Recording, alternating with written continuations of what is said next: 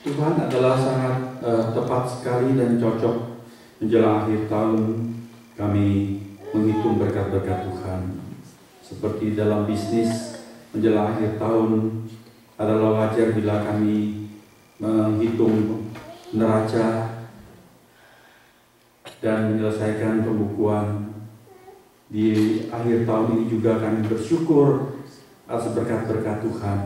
Kami belajar menghitung berkat kasih setia-Mu yang tidak pernah berubah itu. Terima kasih ya Tuhan.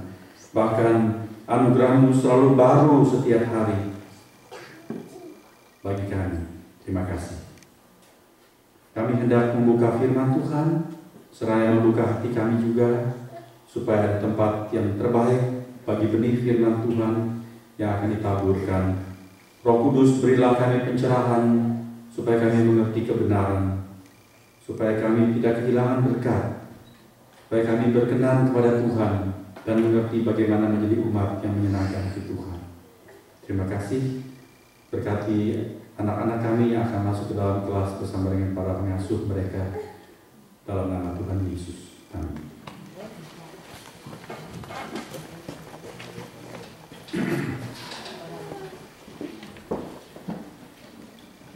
Jemaat yang dikasihi Tuhan, marilah bersama-sama kita membuka Injil Lukas pasal yang kedua.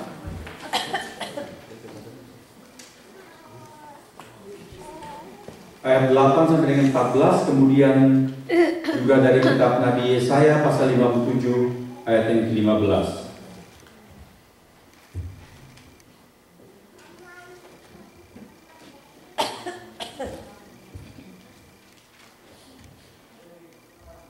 Saya akan bacakan buat kita semua. Lukas pasal 2 ayat 8 sampai dengan 14. Demikian firman Tuhan.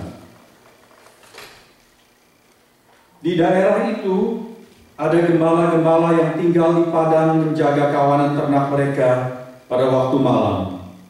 Tiba-tiba berdirilah seorang malaikat Tuhan di dekat mereka, dan kemuliaan Tuhan bersinar meliputi mereka, dan mereka sangat ketakutan. Lalu kata malaikat itu kepada mereka, "Jangan takut, sebab sesungguhnya aku memberitakan kepadamu kesukaan besar untuk seluruh bangsa. Hari ini telah lahir bagimu Juru Selamat, yaitu Kristus Tuhan di kota Daud. Dan inilah tandanya bagimu. Kamu akan menjumpai seorang bayi dibungkus dengan lampin dan terbaring di dalam palungan. Dan tiba-tiba tampaklah bersama-sama dengan malaikat itu sejumlah besar bala tentara sorga yang memuji Allah. Katanya, kemuliaan bagi Allah di tempat yang maha tinggi, dan damai sejahtera di bumi di antara manusia yang berkenan kepadanya." Ayat 14 kita baca bersama-sama, saudara-saudara. Ayat 14, oke? Kemuliaan bagi Allah di tempat yang maha tinggi, dan damai sejahtera di bumi di antara manusia yang berkenan kepadanya. Kitab Nabi Yesaya pasal 57 ayat yang ke-15.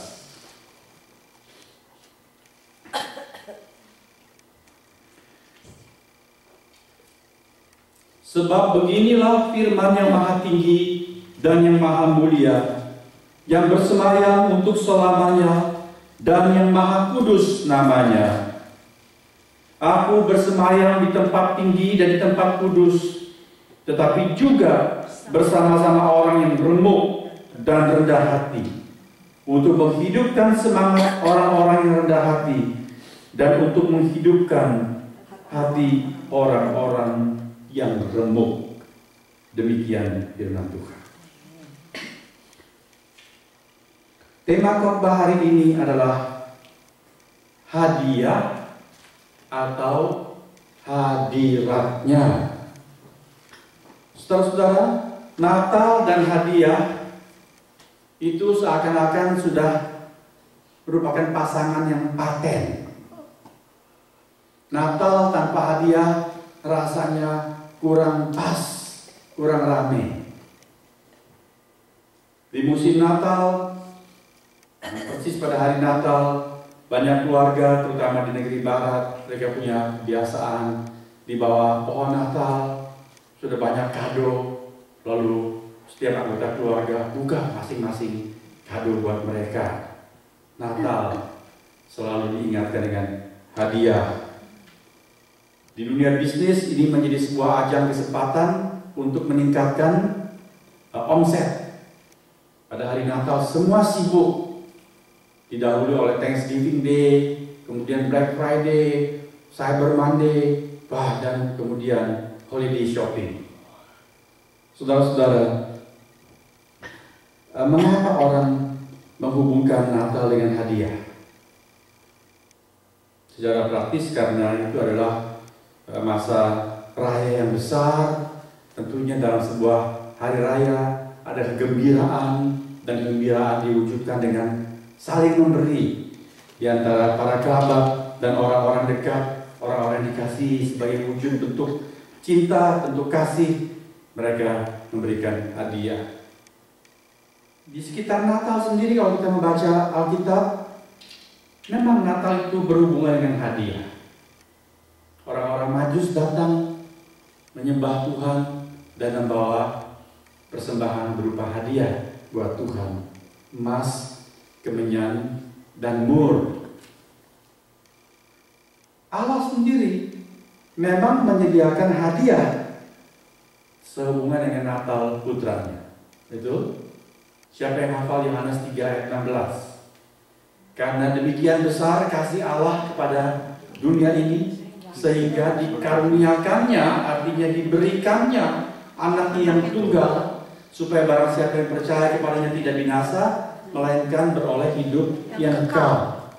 Natal atau kelahiran Tuhan Yesus merupakan hadiah Allah untuk dunia ini. Jadi memang oke lah jika Natal itu dihubungkan dengan hadiah.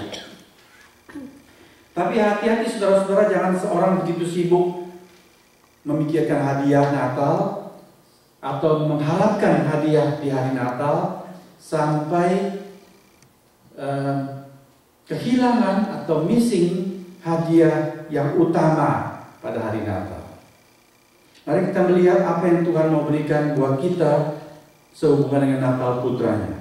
Ayat 14 tadi mengatakan, malaikat menyanyi kemuliaan bagi Allah di tempat yang maha tinggi, dan apa? Damai sejahtera di bumi di antara manusia yang berkenan kepadanya. Apa yang Allah mau berikan untuk manusia di hari Natal, saudara-saudara? Menurut ayat 14 Lukas 2.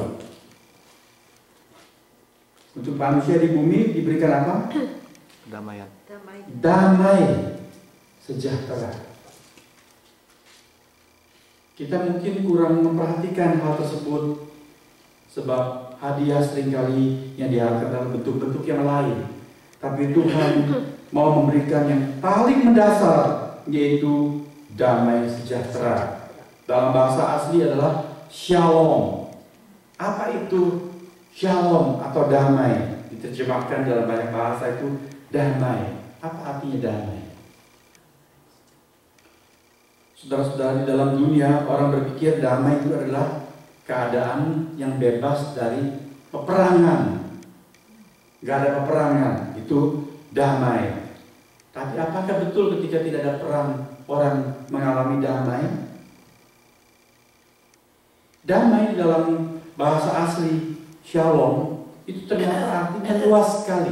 Bukan cuma dalam artian damai, tidak ada perang, tetapi terutama shalom itu adalah berkat kesejahteraan yang utuh, yang komplit, sesuatu yang holistik sifatnya, yang sempurna, yang penuh, kebahagiaan yang utuh, boleh kita terjemahkan seperti itu. Buat apa seseorang berlimpah-limpah harta tetapi katakan tidak sehat? Betul? Dia punya banyak uang, dia bisa beli apa saja, dia bisa beli makanan yang enak-enak, tapi tidak boleh makan karena tidak sehat. Apakah itu berkat kebahagiaan yang utuh? Nggak utuh rasanya, bukan. Ini nggak boleh, tidak boleh, yang boleh cuma obat. Repot. Sekali mau makan apa-apa, dia pikir, wah, aku mesti minum obat dulu. Tak enak hidup seperti ini. Jadi sehat itu perlu nggak? Perlu, Bapak. Sehat. Perlu. Tapi ada orang sehat walafiat. Dia periksa semua, tidak ada sakit penyakit. Tapi ada yang tidak diperiksa oleh dokter, yaitu dalam pikiran dan jiwanya orang yang tidak waras. Itu berkat utuh nggak?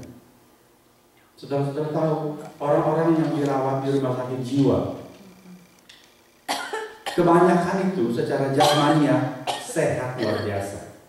Kalau diperiksa di laboratorium, tidak ada sakit penyakit mereka. Gula, oke. Tekanan darah, bagus. Kolesterol, nggak ada.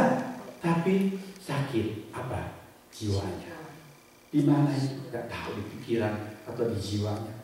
Oh, secara fisik mereka kuat. Kalau lagi marah bisa cabut pohon. Nah, kuat sekali, saudara. Mereka bisa angkat mobil, tapi tidak sehat di dalam jiwa, tidak utuh. Shalom itu memberikan berkat yang komplit, yang utuh, yang sempurna, memberikan kesehatan, tapi juga memberikan ketentraman batin. Yang mendapat shalom, hidupnya itu harmonis. Memiliki rumah bagus, tapi juga memiliki home sweet home. Ya, ada orang-orang punya rumah bahkan berbiji-biji, tapi tidak betah tinggal dalam rumah. Karena apa? Rumahnya itu tidak hangat, keluarga tidak sejahtera, alias tidak ada shalom. Tuhan mau memberikan shalom kepada saudara dan saya. Itu yang terpenting. So karena itu kita jangan puas bila hidup ini kelihatannya sudah cukup. Cukup dalam artian kata pekerjaan ada, penghasilan bagus, bahkan rasanya surplus. Tetapi apa kita mendapatkan shalom Tuhan atau tidak? Saudara-saudara, orang-orang dunia yang gak peduli kepada Tuhan Yesus, bahkan tidak peduli kepada Allah, mereka mengatakan agama itu sudah ketinggalan zaman, gak perlu lagi itu agama, gak perlu percaya kepada Tuhan. Mereka bisa surplus gak hidupnya? Mau banyak yang surplus. Jihad-jihad yang jahat juga banyak yang surplus. Mereka bisa jihad-jihad bisa bermarjara karena apa? Karena ada orang-orang kaya yang mendukung mereka, menyediakan dana untuk operasi-operasi yang jahat itu, saudara-saudara. Tetapi apakah orang-orang itu memiliki shalom? Sudah perhatikan. Jadi jangan pikir, wah hanya orang-orang yang dekat sama yang agamawi begitu yang akan surplus. Atau kita pikir kita surplus, kita puas, kita nggak peduli agama. Orang banyak juga yang tidak peduli Tuhan, surplus. Baru kemarin saya baca, kemungkinan besar saudara terus baca juga. Saudara ingat nama Bernard Madoff? Itu yang bikin kacau ekonomi sampai jadi bangkrut semuanya gara-gara dia. Orang itu kaya tidak? Kaya luar biasa. Anak-anaknya kaya? Kaya luar biasa. Tapi saudara baca berita tidak? Anak Bernard Madoff gantung diri. Memang karena stres. Saudara lihat, punya harta, tetapi tidak ada shalom. Dia stres karena dia menyandang nama ayahnya, bawa-bawa nama ayahnya, dan membuat tekanan batin buat dia. Istrinya sampai pernah berusaha supaya dua anak mereka itu, jadi cucu si Bernard Madoff ini, diganti last name-nya. Karena itu menjadi cibiran masyarakat. Gitu dengan nama Madoff, lalu ingat dengan dia punya obah yang bikin kacau ekonomi dunia. Akhirnya salah seorang anak Madoff ini gantung diri di apartemennya. Di samping anaknya yang umur 2 tahun sedang tidur nyenyak di sana, dia gantung diri. Apakah ini bukan sesuatu hal yang tragis, saudara-saudara? Sangat menyedihkan, bukan? Satu contoh.